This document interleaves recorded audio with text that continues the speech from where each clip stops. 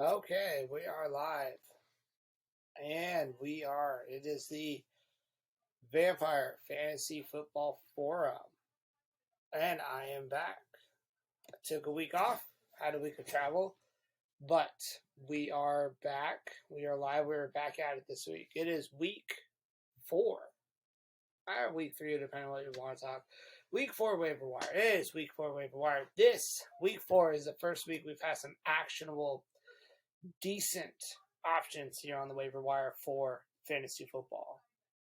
If you are in a vampire league, hopefully your league mates do not run very deep on their benches. If they do, you may be out of some of these players. If they don't, you are in luck.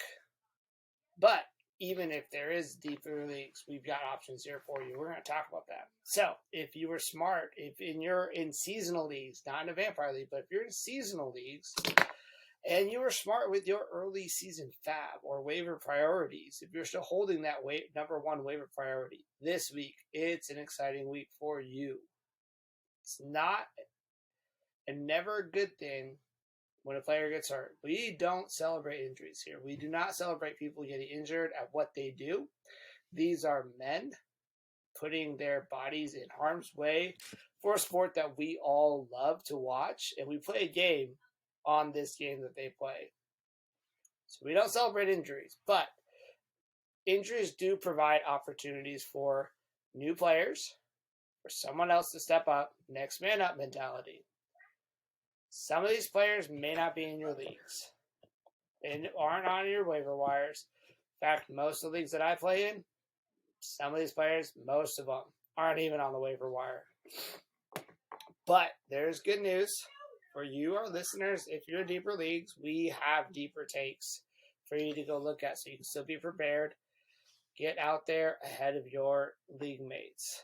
So, there were 3 key running back injuries. For shallow leagues, there are players that are somehow, if these players are available on your leagues, go and grab these. These are the players you need to go and grab. But we have options, like I said. If you're in deeper leagues, we'll cover those too. So this past week, Dalvin Cook injured his shoulders. One shoulder.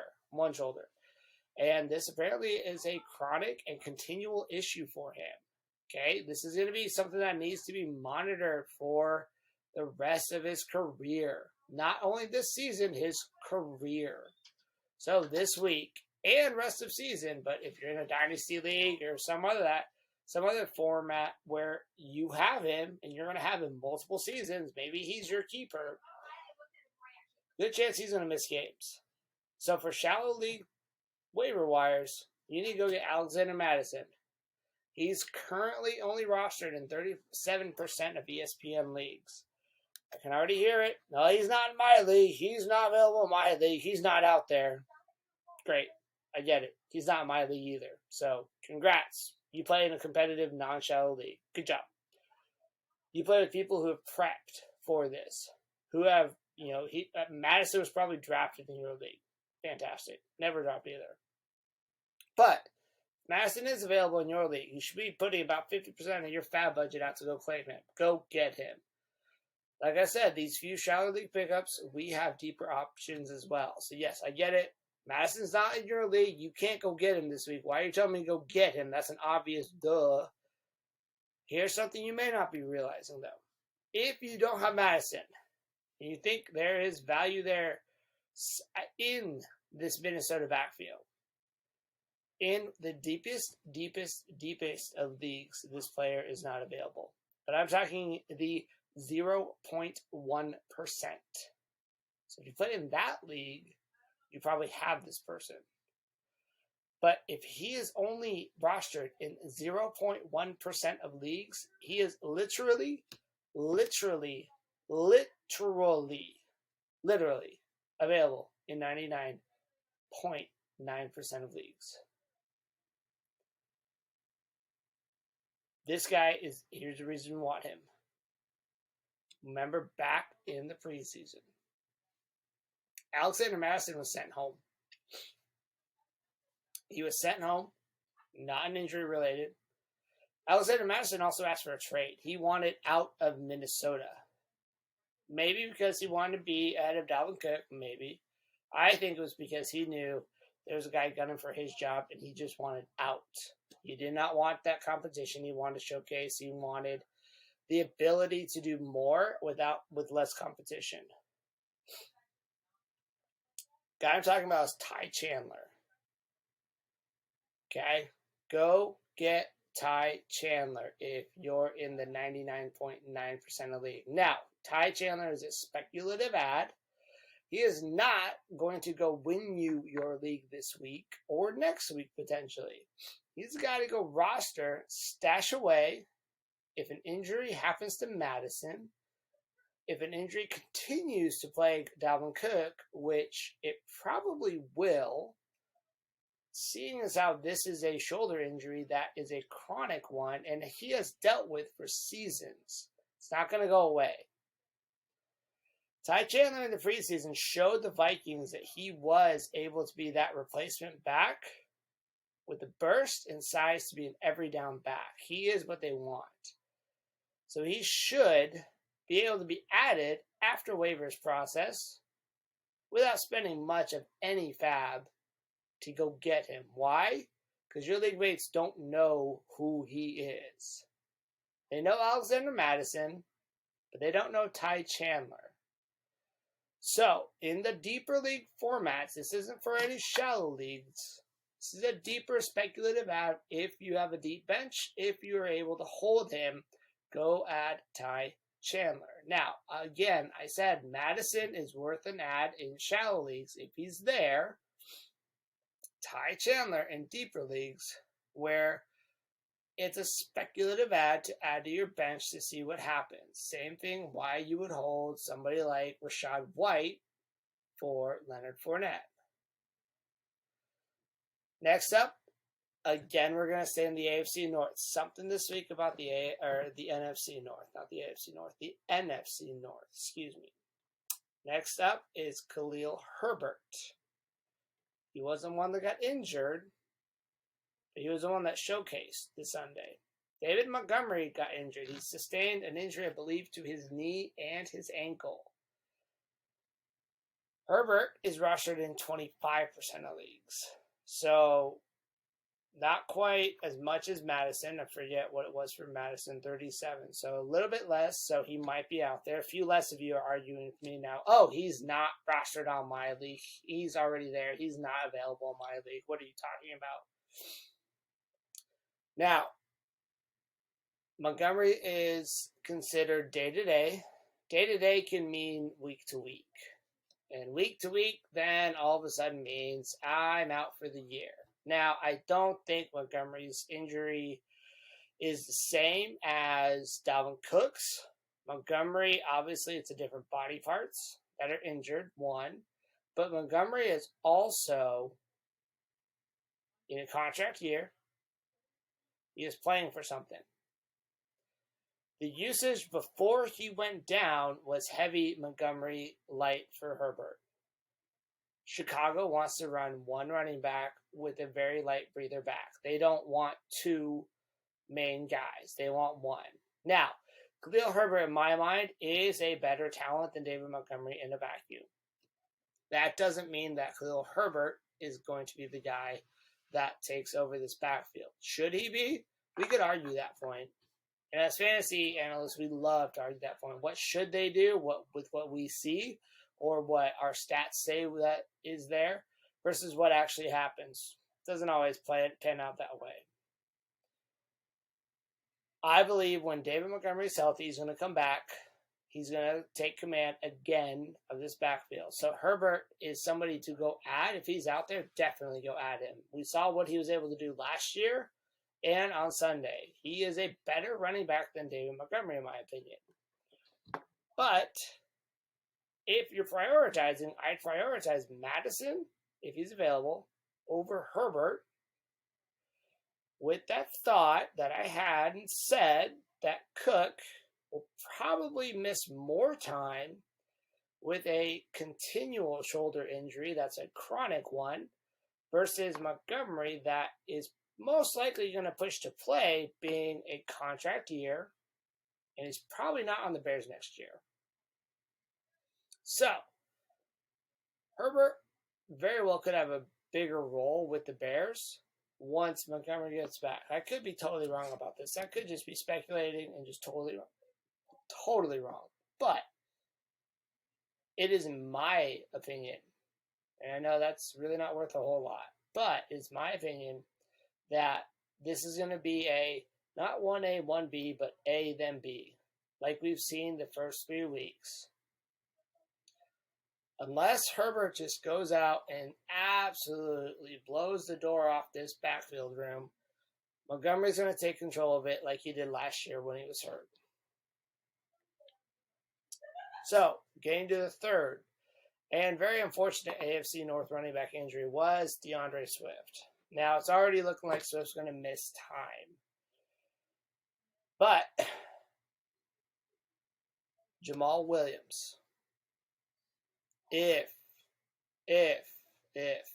Jamal Williams is on your waivers, please, this is the top waiver wire ad.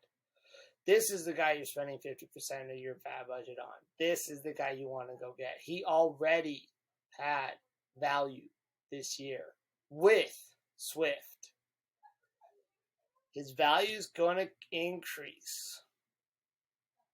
Okay, he's rostered in 44% of leagues. So most leagues, not quite half, but most leagues already have him rostered. So yes, almost half of you are listening, but well, he's not on my league. I get it. I know. This is why you prep. This is why you're ahead of it. You draft well, and accordingly, Jamal Williams was the guy to be drafted. This is a guy to be on your radar. So if it's not there and you're looking at, why isn't he on my league? Why isn't he on my waiver wires? Why is he already, somebody got smart. You've got to be ahead of it. But while we look at Williams' production able to grow and increase, there is a deep option here yet. That is actually a good option. So you want to look at Craig Reynolds. Like Ty Chandler, this is again a speculative ad, but I believe the Lions like to use a 2-back system like they have with Swift and Williams, but they could use now with Williams and Reynolds. And I'm not saying Reynolds is the next DeAndre Swift. No, that's not what I'm saying. But there's some potential, but we have to speculatively add first. Now, Reynolds is available in 99.8, so 1%. 0.1% less than Ty Chandler in ESPN leagues. He will be a more well-known name than Ty Chandler will, so you'd have to prioritize this over Ty Chandler if you're going to go at him. But again, you could probably get a lower FAB bid than like a Khalil Herbert this week, since those are some pretty good options. And you get some pretty good speculative adds to your bench that, let's face it, as the season goes on, there are running backs that come out of they come out in the second half of the season. They are out there getting it, winning you leagues in the second half of the season. So these are the types of guys to keep an eye on. So one other waiver wire ad that may not be talked about as much, and he kind of is on the threshold of whether or not I'd like to talk about him, because, again, if it's over 30% rostered, people are kind of picking up on it. But he's over he's rostered 37% of leagues. It is Brian Robinson. I've mentioned him before, running back for the Washington Commanders. Robinson had a lot of preseason hype. He had the unfortunate accident where he was shot with a carjacking, and he has been recovering well, back practicing, and we're coming up on the end of his IR. So we want to go ahead and add, prior to him being active, we want to see what he's going to do.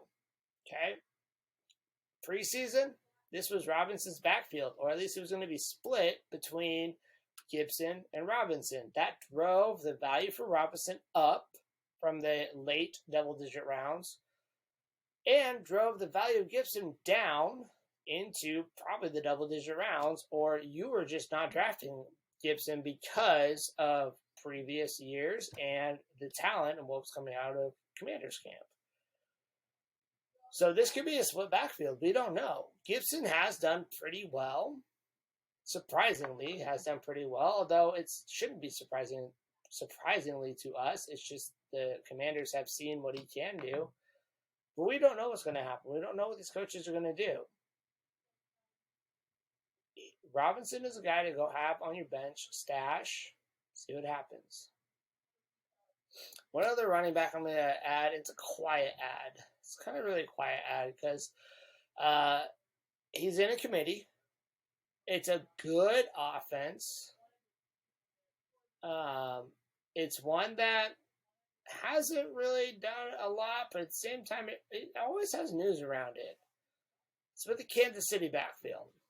No, it's not Clyde Edwards-Helaire because somebody in your league drafted him and is enjoying the production that CEH has provided.